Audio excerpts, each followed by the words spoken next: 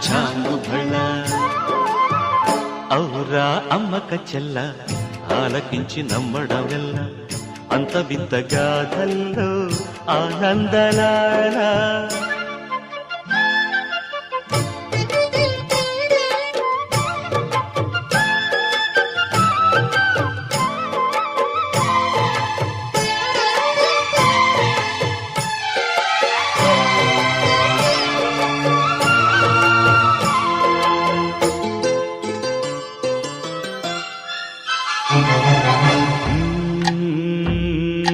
నల్లరాతి కండలతో